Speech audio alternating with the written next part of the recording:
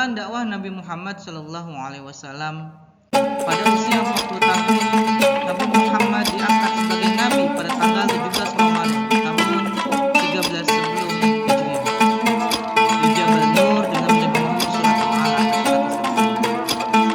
Setelah turun wahyu pertama, berselang 40 hari Jibril datang dan kembali dengan membawa wahyu kedua, surat Al-Mudaththir. Mulai Nabi berdakwah secara sembunyi-sembunyi selama 3 tahun. Orang yang pertama masuk Islam adalah Ali bin Abi Thalib, Zaid bin Harithah, Abu Bakar As-Siddiq, Sa'id bin Zaid, Fatimah, Al-Fad, Lubabah bin Al-Haris, dan Ubaidillah bin Harith. Kemudian setelah turun surat Al-Hijr ayat 5, barulah Nabi berdakwah. Pertama kali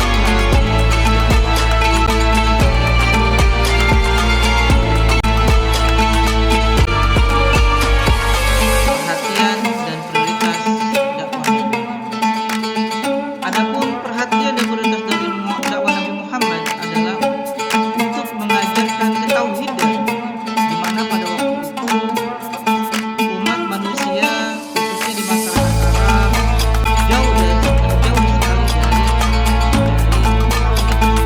agama-agama yang dibawa.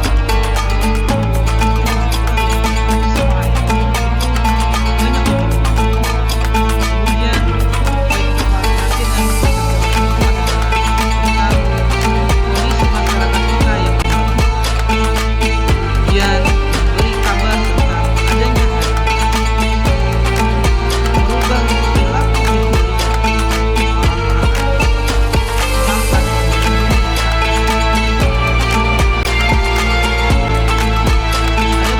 respon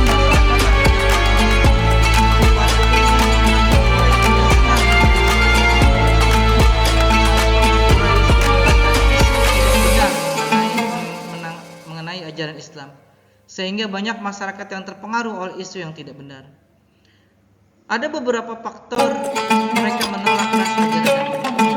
Yang pertama adalah ketakutan kehilangan kekuasaan, hilangnya status sosial mereka, dan hilangnya peradaban.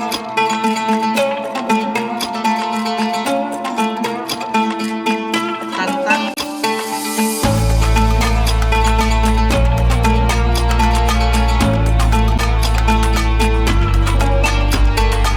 Adapun tantangan dakwah Nabi Muhammad SAW pertama adalah penghinaan, ancaman, dan siksaan terhadap Rasulullah.